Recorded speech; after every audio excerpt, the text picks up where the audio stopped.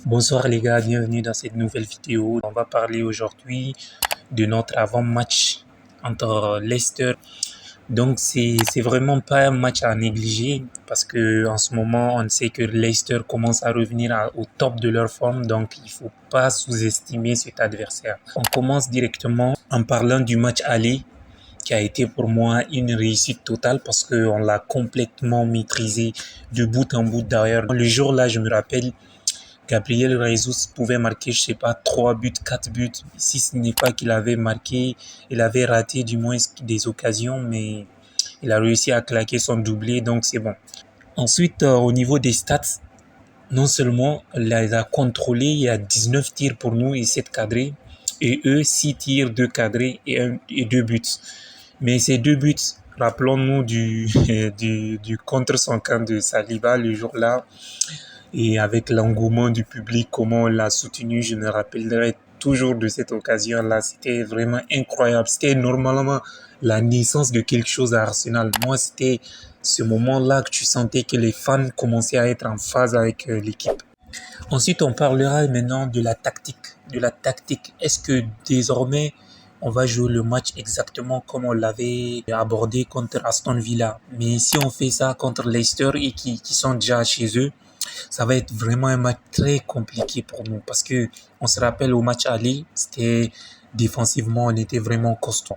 Franchement, ces temps-ci, on a perdu notre solidité défensive, ça il faut reconnaître. Et ça commence pas par ce match de Aston Villa.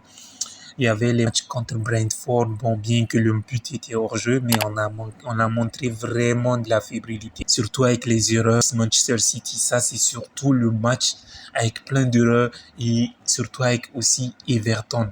Donc les matchs se sont enchaînés où on a vraiment encaissé alors que notre force était surtout notre capacité à faire des clean sheets. Et là, ça fait, je sais pas, 4 matchs, on n'a pas fait de clean sheet. C'est beaucoup trop pour nous. Surtout pour une équipe qui va jouer le titre. C'est très peu. Si on joue comme on a joué en deuxième période contre Aston Villa, je pense qu'on va faire un grand match. Mais c'est juste que défensivement, il faut qu'on fasse mieux. Donc je pense que si on arrive à avoir la même mentalité, on devrait remporter ce match avec une bonne assurance. Ensuite, maintenant, on va parler de la composition probable. Donc là, je pense que ça sera la même composition, seulement le seul truc, c'est certainement Leandro Trossard parce que l'entrée de Martinelli a été très bonne. Donc je pense que Trossard sera sur le bon. Bien qu'il n'a pas été mauvais, Trossard a eu vraiment du mal dans ce match parce qu'il était trop isolé. Avec notre tactique, Zinchenko était très souvent dans le centre du jeu, donc c'était difficile pour lui de l'éliminer son vis-à-vis. Déjà, c'est pas un joueur très fort dans les 1 contre 1 et puis il avait vraiment des difficultés, donc il faisait beaucoup de changements de côté sur le Saka. Donc, je pense que Arteta va le faire reposer, je pense, pour Martinelli, tout comme il l'a fait avec Tomiyasu sur White. Contre Man City, Tomiyasu a fait une erreur. Donc directement, Arteta a fait jouer White contre Aston Villa. Donc ce sera la même chose cette fois-ci. Je pense que Martinelli va débuter. Thomas Partey, jusque-là, normalement, d'après les informations, il doit être apte. Et seulement risqué parce qu'il est trop fragile. Il a des cuisses, je sais pas ce qui lui arrive avec ces cuisses-là, mais le mec à Atlético Madrid, il est tout le temps en forme, mais là, il a claqué ses cuisses. On dirait il a 35 ans, le mec. Donc, je pense pas qu'on va le risquer, étant donné que Jorginho fait une très très bonne doublure, donc c'est bon. Je pense que ça va aller pour lui. Et je pense que Granit Xhaka aussi, il aura des difficultés parce que Fabio Vieira a fait une très bonne entrée, mais seulement contre Leicester. Est-ce que c'est le bon adversaire pour Fabio Vieira? Il n'y a pas cet équilibre au milieu de terrain parce que ça sera trop fragile avec Jorginho, Odegaard et Fabio Vieira. Donc je pense pas que Fabio Vieira va débuter, mais quand même contre un low block, une équipe qui joue à un bloc bas, donc sera mieux de jouer avec Fabio Vieira plutôt que Granit Xhaka.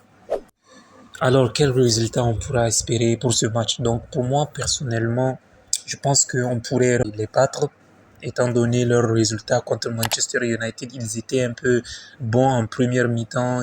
Ils avaient vraiment fait souffrir Manchester United. Si c'est pas que David De Gea les a sauvés. Donc je pense que c'est un adversaire à vraiment pas sous-estimer. Vraiment, vraiment. Avec des armes comme Madison et avec Barnes, et Iheanacho qui revient en forme aussi. Donc qu'on soit vraiment solide défensivement parce que c'est vraiment pas un adversaire à sous-estimer. Donc je pense qu'on pourra remporter ce match sauf surprise. Donc il faut qu'on soit sérieux défensivement et tout ira bien, je pense. Et c'est la fin de la vidéo les gars, donc je vous dis à très bientôt pour le débrief du match. Portez-vous très bien les gars.